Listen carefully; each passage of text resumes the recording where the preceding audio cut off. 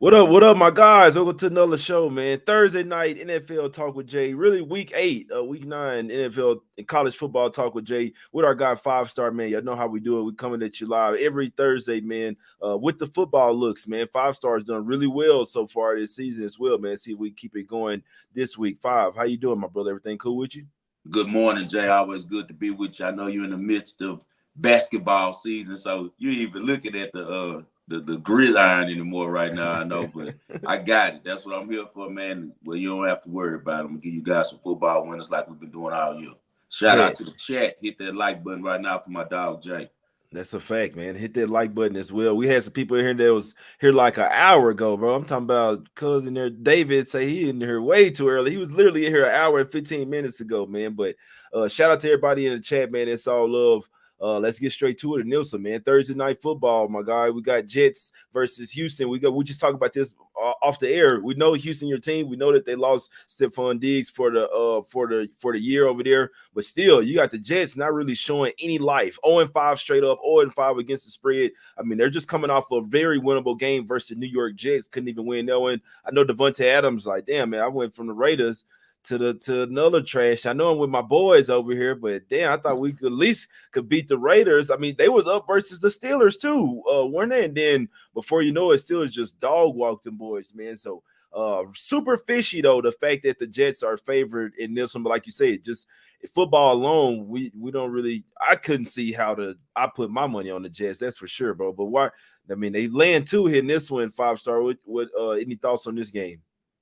Yeah, the reason why is because the Jets are still solid on defense, man. I know they haven't been getting the results. They're second in the league, man, in yards per play defensively.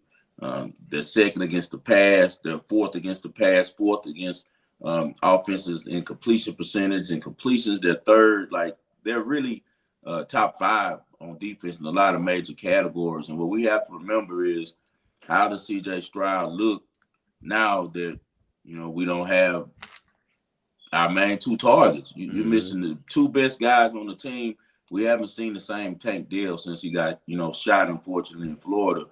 He hasn't looked the same. He came around a little bit more this week, but now he's back to being the number 1. I do like the backup receivers for the Texans. I always like their wide receiver room.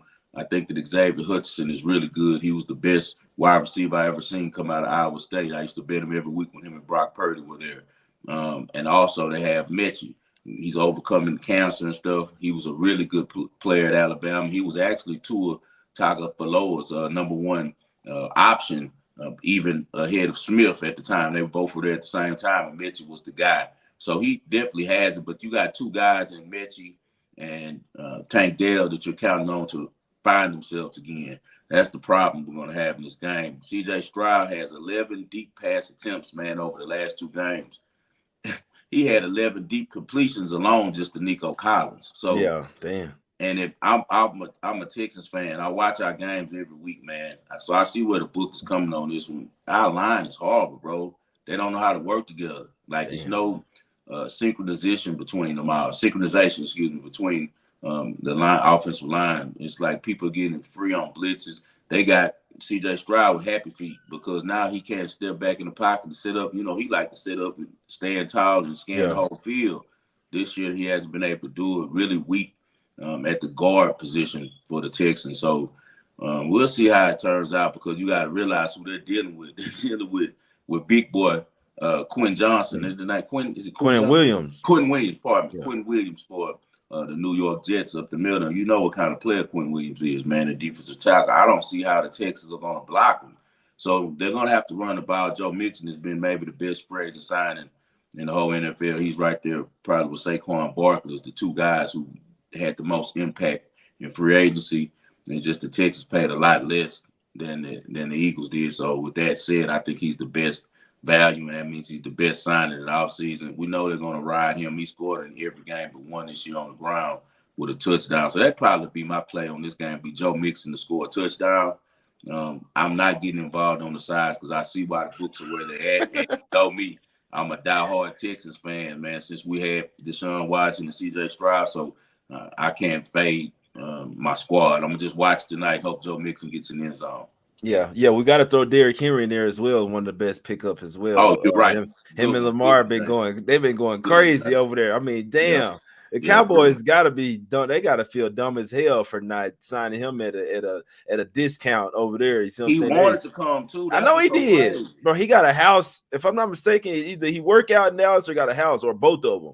Yeah, But no, they tripped out with that. But we're not here to talk about the fucking Cowboys. But yeah, it's a really crazy game. I mean, obviously, all the money on the Texans. Now we know the Texans are probably the better team, but I mean, the books don't really give handouts. You see what I'm saying? So I yeah, mean, I'd say be careful. But the public has been cashing like crazy, bro. It's yeah. actually pretty crazy. Like no matter what, like the sharps trying to buck the trends, trying to buck the with the common sense, all that, and it just the common sense play has been coming through, man. That shit crazy, bro. But But I do see a path a to path, victory for the Jets. Like yeah, usually I say that and be like, I don't see a path to victory, but I honestly do, bro. That's why I'm really scared of this game. I hope that we see the best showing out of offense we've seen this year because they haven't looked good lately, man, especially with the top wideout Nico Collins out.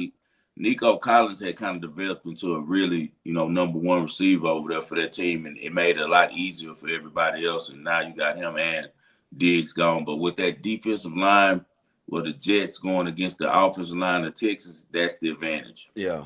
And that's a huge advantage, man. The Yeah. trenches, the shit in the trenches, that shit matter over there. Shout out to my guy. My guy knows a guy as well, man. My and Smiley says, "How's a 2-16 favorite against a 6-2 team?" Just betting 1-on-1 right there. That should let you know. That should make you feel super funny about the game. I'm Yeah. off of it. It'd be Jets or nothing, but like I'm not. I can't lose any more money with the Jets. To be perfectly honest with you. Let's go over here to Baltimore. So was just talking about Derrick Henry and Lamar Jackson. They go up against the Broncos. This line opened up at 10, it's down to 9. The Broncos been really hot, been playing really well as well. The defense is absolutely balling over there. They got Surtain back. You got the Ravens here that's been balling as well. Lamar and Derrick Henry been going absolutely crazy there, my guy. How you feel? What do you think about this game?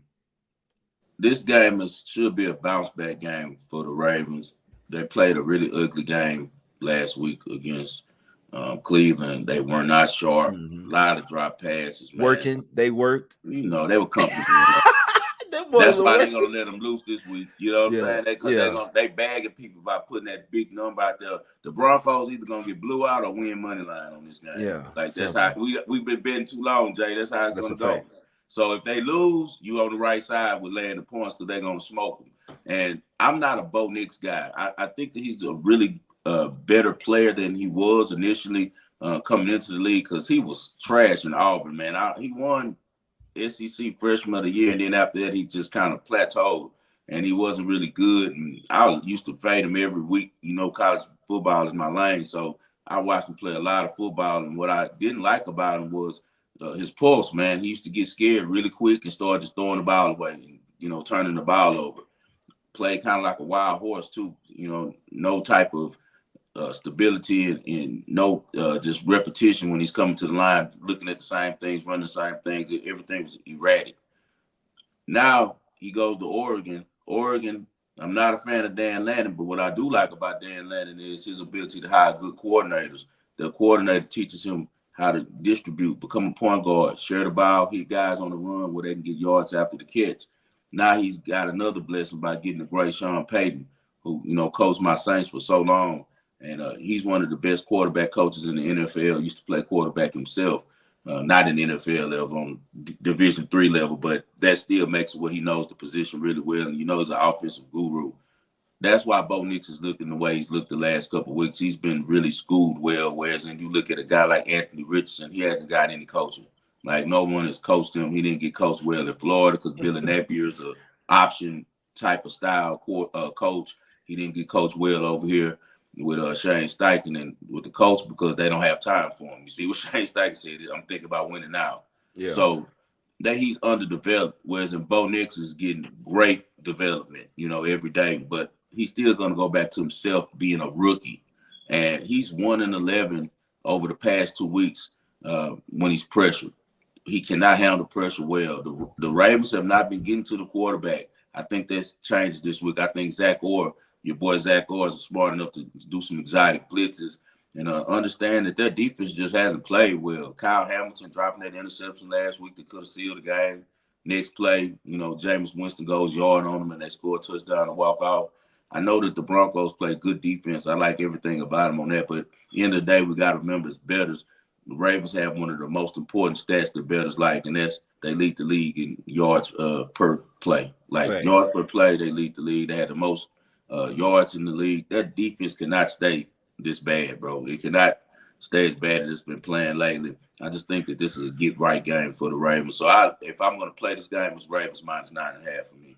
I like it. Definitely a bounce back spot. I know some of that I like to do usually when a team is coming off a super fishy result or they were company men, like we say, that next week is that's when it bodes well for them. That's when it's now they let them bounce back. You know what I'm saying? Because they just did y'all a favor. Now it's like, all right, bet. Now it's our turn. So, like you said, I mean, it's a kind of a fishy spot as well because it looks like Broncos looks like just take that 9 the way that they've been playing. So Ravens at the house and a bounce back spot playing a lot better. If their defense can control Knicks and turn them into one-dimensional, that's definitely a pathway for the Ravens to win this one by double digits. Love the look on this one, my brother. Let's go a quick stat about that one too, Jay. The Ravens are 1-2 in 7-point in games where they land 7 points or more this season, and they actually, lost 2 outright to Cleveland and they lost to the Raiders. But before that, in these spots, bro, that's 17-3. So I think they go back to who they are.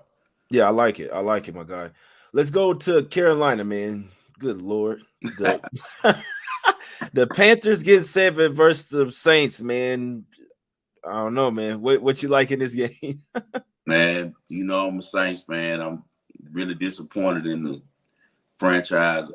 I backed up off of them. They still my team because I grew up and I love them. I still bleed black and gold, but I root for them, but I don't have any hope. And I haven't had any hope since they signed Derek Carr. But now Derek Carr is going to bring us hope on the betting side of things because he's back. He come back? Okay. Yeah, man. He's talking about he's not a savior, so he's already talking wrong.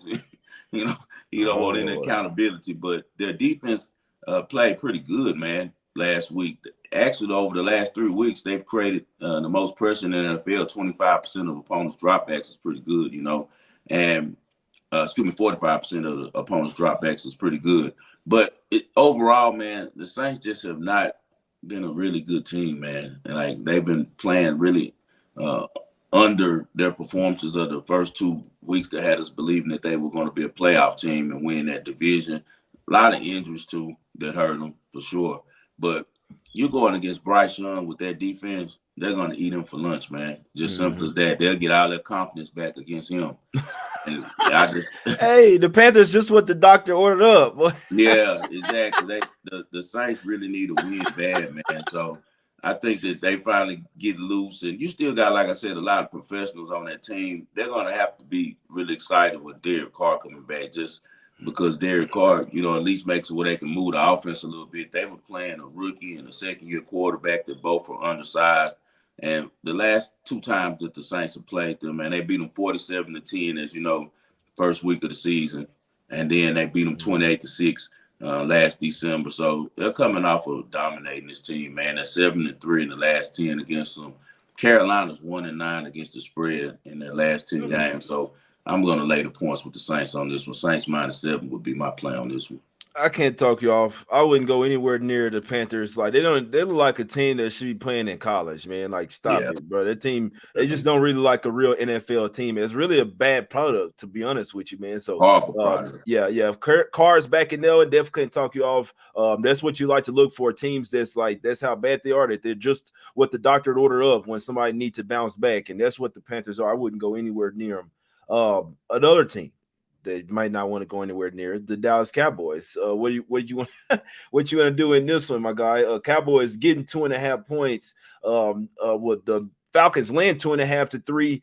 It's mainly 3s out there, but there's still some 2.5s with a little juice out there that you can find for the Falcons if you like them here. Cowboys just look like I don't know, man. I don't know what to say about Dak, but what you think about this game, my brother? Should we hop on the Dirty Birds here? Yeah, I like the Dirty Birds. The Cowboys one of the worst teams in the second half in the league. I don't know why the books. I guess they're throwing this number out there because they know that Dallas is going to always have people believing in them and betting on them. But I wouldn't lay any type of points at all or take any points right now with the Cowboys. And the Falcons are just really being underestimated, man. The Falcons are a really good offense. And you see that Cowboys are probably the worst defense in the league right now. So I know last time I looked, they were like 31st ranked in yards allowed. So I don't see how they even get Atlanta off the field. You know, Atlanta's dealing with some defensive injuries, so maybe they can put up some points themselves as well. You know, I'd probably look towards the over, but for sure, I'm going the Falcons on this game. I like Kirk Cousins a lot.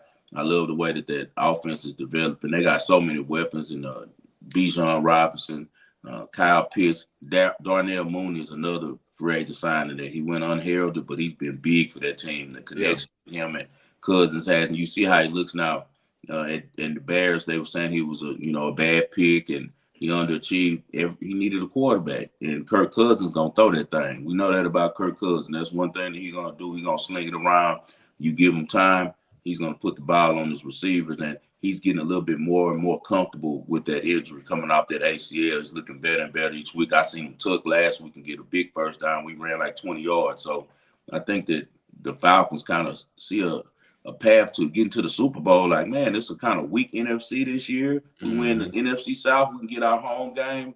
You know, the first playoff, then it's whatever happens. So I think the Falcons playing with a lot of vigor right now, man, and I think that they're going to beat the hell out of the Cowboys. They own them really bad because I don't know if the team remembers, but I know that probably, the owner, and he's probably spoke to him about it. Man, the Cowboys beat them 43-3 last time they played each other. It was in 21, but teams don't forget stuff like that because the owner, he was embarrassed by Jerry Jones. So I think that Atlanta's going to be really wide up for this game. It's still very important to a lot of these guys when they see that star on the helmet across the field. So they're going to be hyped for that. They want to take advantage of their opportunity to beat the Cowboys with the better team. So give me the Falcons -2.5. To me, this is going to be an easy one. Yeah, I ain't gonna talk y'all. I'm not going anywhere near the Cowboys. Another game where they could have won last week. Then Dak is gonna Dak. You know what I mean? Yeah. So, I can't stand that team, man. I hope they lose this time. I hope they lose 43-3. But one last one in NFL for you. We're going to Minnesota in this one. Vikings. Vikings been playing some good ball this year. They're going up against the Colts in this one. Flacco is at the quarterback in this one, so no AR-15 in this one. Who you liking in this one, my brother? I'm gonna be on the Colts +5.5. All year I've been saying Flacco needs to be the quarterback because when he comes in the game, their offense opens up more. I want them to develop the young kid Anthony Richardson. I already knew he was gonna struggle. I didn't expect him to start for 3 years. Honestly, he's a project. Like, I don't think he was like, they were thinking he was like Cam Newton. Well, they could just throw him in and play. But this kid hadn't had the success Cam Newton had in college, man. Cam Newton, people forget he won the Heisman. They won the national championship. He was all crazy really in college. bad. They beat Alabama at Alabama, LSU at LSU. That he had been through the fire. Anthony Richardson hasn't done none of that type stuff. They're just looking at how fast he was and how strong that he is. He has to learn how to play quarterback, man, and they're going to have to be patient with that Turn his ass. You know what? Turn his ass to the running back now. How about that? He got on last year already showed you how easy he get hurt. Like, he get hurt. The man just said, I'm tired. I'm coming out like it was basketball. But like you say, running backs do it every day. Every game you see a running back hold his hand up. Yeah. And he like, I'm out. I'm tired. They take him out. So maybe that's what he needs to do, man. But overall, Flacco can throw that thing. And we know what's the weakness for the defense for the Vikings. They are horrible against the pass, man. Yeah. If you could block them up, boy, you can do whatever you want against that backside because you got some real older guys on the backside for them, man. Like these guys are on their back ends of their career. Harrison Smith and Buddy from the Patriots, Stephon, what's his name? Gilmore? Gilmore. Stephon Gilmore. He used to be a lockdown corner. He used to be. He's older now, like 5 years ago. Yeah, he's much older now, and they got some really good receivers over there with the Colts. Alex Pierce always pops when Flacco plays because Pierce is a burner. I always compared him to Jordy Nelson coming out of K-State. He's the same type of player, man. The boy got hands. He one of them, real white boys like Cooper Kupp. Yeah. They can ball. Dogs, Yeah, that real dogs. When they dogs, it's different because you're in the most predominant black sport at the skill position. So you got to really have some heart to be a wide receiver, cornerback as a white boy. And he's one of the coldest, man. So Alex Pierce is going to be really, really good, for them with Flacco there. Josh Downs is coming to his own. He was one of the best receivers coming out of college. He used to be really good in North Carolina. Kind of died down his last 2 years because he was so good the first two. You know how it's hard for those kids to stay focused. But looking at the Vikings defense, they're 30th in pass yards allowed, 32nd in completions allowed. That's not good, man. So I think that the Colts are going to be able to keep this game up. And we've seen lately from Sam Darnold, he's adjusting back more, kind of coming back to the mean to who he is. Coming Like back down to earth. he's a a viable quarterback, but he's not a top 10 guy. So they're going to have to work around him. And I think that the Colts are going to be fired up with Flacco in there. I think that that's going to give them some hope. Like, man, we can score some points now. And you got Jonathan Taylor. He had a good game last week, running for 100 yards. I think the 5.5 with Flacco at quarterback and with the Colts really fighting to try to get into the playoffs. They're 4-4. This is the big game for them. The Colts might win money line, but I definitely think that they'll win, cover the plus 5.5. I think that Minnesota's been getting figured out a little bit. Brian Flores isn't the boogeyman anymore. Whatever happened in that Detroit game, it was some stuff that Ben Johnson did against that defense, and everybody else is using it and looking at it like, oh, okay, this is what we got to do. This is what we do. Yeah, this is the sauce right here. Yep. So I think that the Colts with Flacco at quarterback definitely could keep this within a touchdown.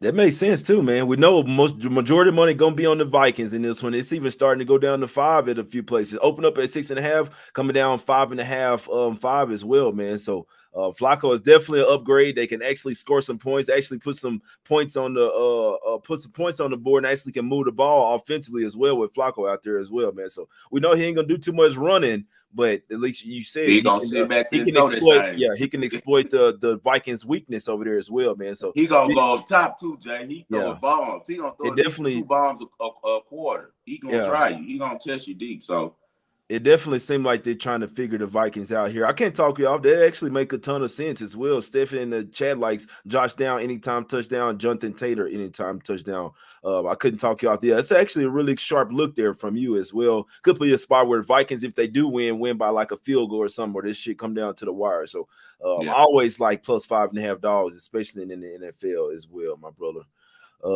Let's get to some college, man. This what the people really here for, man. What you like in college this week, man? Man, we got a couple of jinky games. We always say that if the money, if the line look funny, usually it's money. That's one of my sayings. If the line look funny, I'm looking at Minnesota, man. Minnesota at -3 at Illinois. When I looked at the line, I was like, man, Illinois should money line them. That's the first thing that I thought, and then I kind of dug a little bit into what was going on. And I also remember Illinois just got smacked. All the way across country in Oregon. No show. Lost their top running back in that game. They also lost their top receiver who has concussion. Damn. Bielema saying that he's going to play, but I don't see, maybe because it's not like the NFL, he gets cleared, But if he was in the NFL, he would not be ready to play. But Bielema saying he's going to play. Bielema does have a really good record against Minnesota. He's 10-0 in his coach career against them, 3-0 since he's came to over there at Illinois. But he was also 7-0 with them at Wisconsin. But I feel like this because he had an advantage, with his roster. And then now they go to their home field. They're 5-0 on their home field. But watch for Max Bromser. Max Bromser from Minnesota is quietly having a really good year. He's turned that offense to a more explosive offense. We're used to the Golden Gophers playing kind of, pound game, running the ball and playing good defense, but he's opened it up. And Daniel Jackson is a really good receiver for them over there. Illinois still has Luke Altmaier, the transfer from Ole Miss. He did really well most of the year until this game at Oregon. But as I said, even though Pat Bryant is coming back, he's still out of concussion protocol. We don't know how foggy he is. We don't know if he gets hit hard, if his concussion comes back, or if he really want to play. Most of all, we know he's rusty because he hasn't practiced all week. So that's one thing to look at. And their top running back, Caden Fegan, is out as well. So they're going to be working with some new parts. The book doesn't make mistakes like this. Minnesota -3 on the road at a place they haven't won in a long time. I think PJ Flick has something up his sleeve, and the books know it. So we're gonna go with Minnesota -3 at Illinois on that. But once again, the old saying, if it looks fun, it's probably money. So we're gonna ride that out because I do see a path to victory for Minnesota. Yeah, I couldn't talk you off. Yeah, that line definitely looked funny as well. And if the Illinois undefeated at the crib and then now they're 3-point underdogs, that's very telling as well, man. So yeah, definitely scary line, definitely funny line there for sure, man. What you got for us next? We're gonna go with Miami Hurricanes just the first half -11. Yeah. They're playing against Duke. Manny Diaz, he was Duke's coach before they replaced him with Cristobal, so he'll be fired up coming in there. He was the defensive coordinator for 2 years, and then he was the head coach for 2 years. But now he's Duke's head coach. Good defense, solid defense over there with Duke, man. They're ranked second in the ACC and points allowed, only giving up 18.6, and the 20th in the country in points allowed. And then you got Miami's defense. They've been vulnerable the last couple of weeks. They gave up 34 points or more in the last 4 games. But the offense for Duke is the problem. Malik Murphy's, he's decent, but he hasn't lived up to his billing. I don't know if it's the kind of coaching he's getting over there. Maybe they're running the wrong type of offense, because Manny Diaz is more of a defensive-minded coach. Yeah. That's his side of the ball, and that's why they're excelling. Maybe he needs to make a better OC hire next year, because their offense has really struggled, man.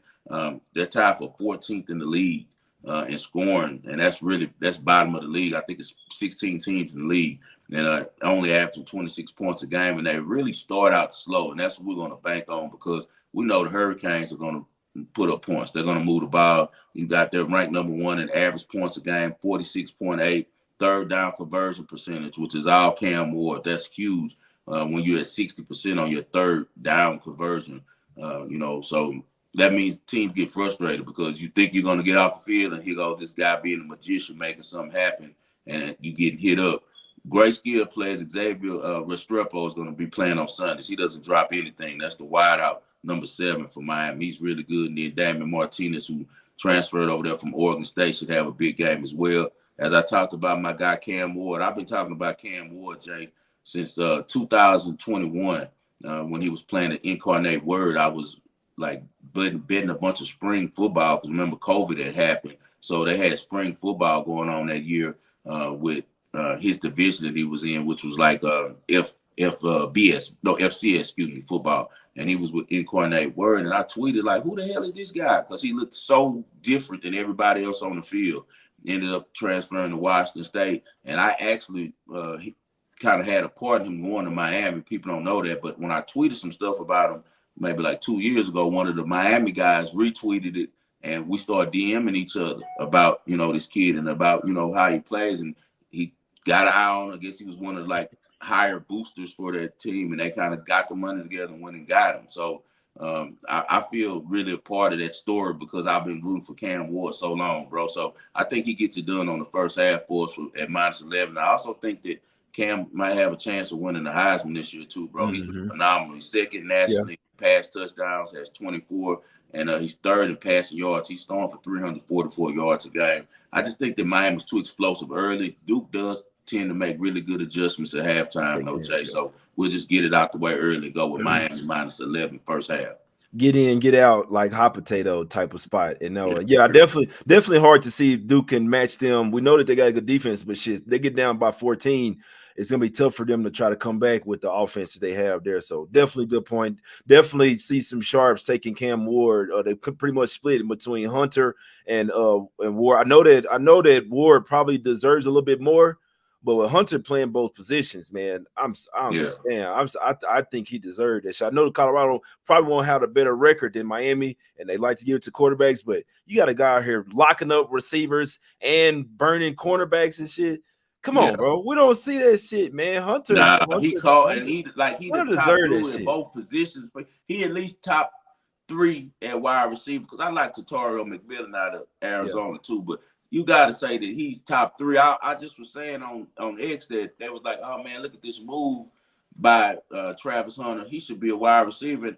At first, I was like, play quarterback, because, it's a longer shelf life. He's not getting a lot of hits because he's small. Yeah. He's short and he'll get hurt. But maybe he should be a wide receiver, because if he played the X position like George Pickett and like Dez played, where he's on the outside and never going across the middle, because those two there, they said they wasn't going across the middle. They let their coaches know, like, we do everything on the sidelines and over the top. And that's how, if you think about it, they did. You never see George Pickens over the middle catching any balls ever. Yeah. So if he plays like that in that style, he can be a wide receiver. But I'm sure he's going to be somewhere where the coach probably starts him at cornerback and has some Yeah, packages for him at wide receiver because he's too man. talented of a He defensive player. he deserved the highs. I'm sorry. We don't see motherfuckers come out like that playing both positions. Not in college. We do that in Nah, high school. We do that in high school and in high middle school. school, but not. Yeah, I think he deserved it, man. I know Ward I about too, agree. but I I think agree. it's between them. But what else you got for us in college? Watch for Dylan Gabriel will be there too. They're gonna Yeah, have that's a some. fact. That's a Yeah, fact. they have You know how you know how it is. you know how the group go. Look, you're gonna Come have on. Cam Ward, you're gonna have Travis Hunter, you're gonna have Shadur Sanders, they're gonna be Yeah, there for sure. Them three gonna be there. yeah. And then now you gotta probably go Dylan Gabriel right there. And it's somebody I'm forgetting. But I know those four. I like those four to get to New York. But as you said, Ashton Genty, I'm sorry. You Yeah, got yeah. Ashton Genty. He's gonna have a huge game probably this week because they play San Diego State. Just like we talked about, even though we Yeah. didn't win the side on it, we still went with 3-1 on here last week. But San Diego State, them boys, they ass, ain't they? They rebuilding, aren't they? they rebuilding, but they used to be a really Yeah, defensive they used to be defensive solid team. Yeah, for a so while.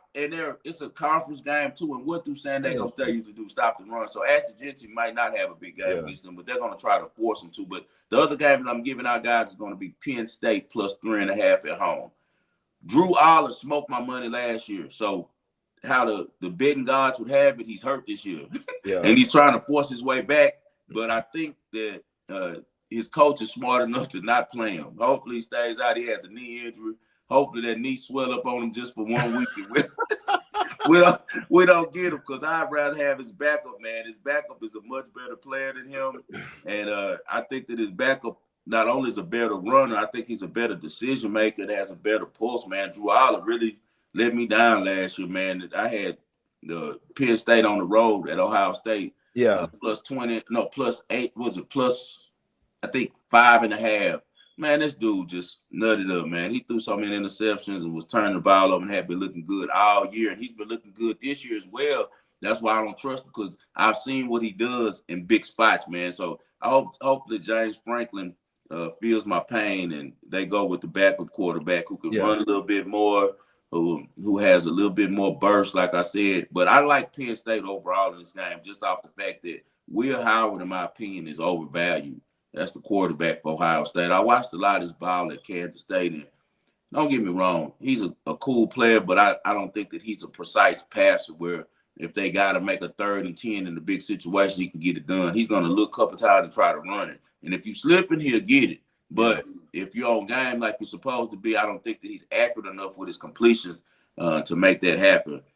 You got another problem for Ohio State is, man, they don't have really good numbers throwing the ball this year. You know, like I don't like how they're passing the ball this year. It doesn't look as explosive as it used to be. Chip Kelly, as we know, is going to want to run the ball.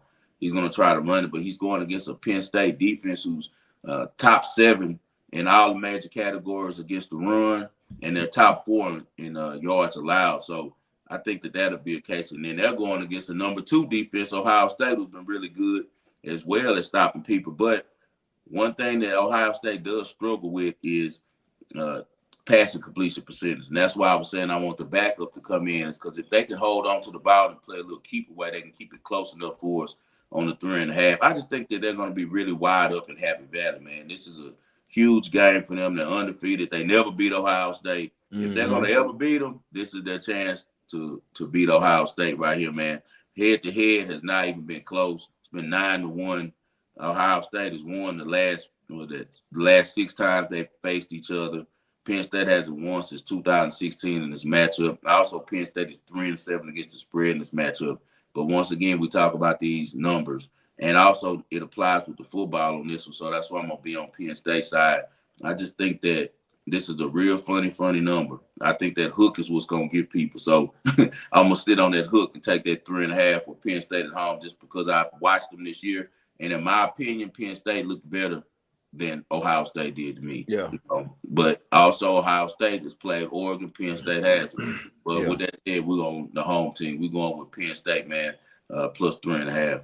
I definitely couldn't talk you off taking the home dog in this one, man. Real quick, I got one question for you. Okay. One game, Louisville versus Clemson.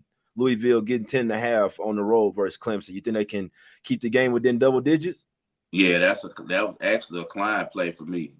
we already played that one. We taking Louisville on that one. It's just that's too many points. That's what Clemson I like. good, Is but I feel like that's the spot right there, man. They can keep it within a touchdown. You see what I'm saying? yeah, they could definitely play with them. Tyler Shaw, he pisses me off turning the ball over. That's the quarterback for Louisville, Yeah. but he does throw it around. Like he could play. Don't get me Mm. wrong. Like he fast and he can throw. And they have a really good play caller, Jeff Braun, over there at Louisville. Louisville is quietly a really talented team. They got some players over there. And Clemson, who have they beaten? Like they beat Virginia, Wake Forest, Florida State, Didn't Stanford, cover versus NC Virginia. State. They haven't played anybody. They're just beating the hell out of people they're supposed to beat. So this is Cupcakes. going to be a step up in competition for them. A lot stiffer team in Louisville. Louisville pushed Miami all the way to the brink. Only lost 45-52 to them. They lost to SMU, who's been good this year, by one score. They lost at Notre Dame by one score. So if they kept it in one score on all those games on the road, I don't see why they can't do it against Clemson. Cade Klubnik isn't all that. He isn't, just this great quarterback over at Clemson. It's unstoppable. So I'm on you. I'm with you on that one. I'm on Louisville plus 10.5. Yeah, that was one that I was just like, let me ask him about this one because Yeah, I'm kind of feeling that way. You feel yeah, what I'm saying? your eyes are correct. All right, my bro. Let's get out of here, man. Let's recap the plays. Recap the NFL and the college football looks, man. Let's get this money one time. Okay, my official NFL plays. We broke down a couple, but the official plays for me is going to be Falcons minus 2.5 at money line versus the Cowboys. It's going to be the Saints minus 7 at Carolina. Colts plus 5.5 at the Vikings. I think that's Sunday night or Monday night game. Colts is Sunday night. Right? Yeah. Sunday night. Okay, so stand alone, we're going with the Colts plus 5.5. I also sprinkle a little on the Colts money line. I think that they can win straight up. And then also in college, we're going to go with Miami Hurricanes first half minus 11, Penn State plus 3.5, and you could throw in that one that Jay just said, the Louisville plus 10.5. But also, guys, I'll be playing in a client play. It'll be Army minus 13.5 first half versus Air Force. Smoke City. Air Smoke Force City, trash as a motherfucker this year. trash. Army is ready, man. Army on a mission. So I always been Army first half. So we Army first half minus 13.5 at Air Force. We're not going to play the whole game just in case the books want to do a backdoor and try to take some money back. It's going to be heavily, heavy money on Army. That's a fact. And you also like Minnesota as well, minus 3. Minnesota minus 3. Yeah. I like it. Now, there's some solid looks there, man. People been telling me shit. 5-star guy with football. You see what I'm saying? So hopefully my channel didn't help you, you know what I'm saying, grow your stuff, man, your channel and stuff. Y'all make sure y'all go follow him right now on Twitter, man. This is the football guy right here. That's why, you know what I'm saying, that's why we have him on the show. Hopefully he's made y'all some money this year. Y'all go follow him on Twitter at 5-star in Vegas, man. Hit the like button on the show, subscribe to the channel, all that good stuff. Let's try to cash these picks one time for the one time, man. It's us against the bookies. Hope y'all have a great day, great weekend, all that stuff, man. Like I say, share the show as well, man. Let's get this cash. We out, baby. Let's go. NBA show coming up in 5 minutes.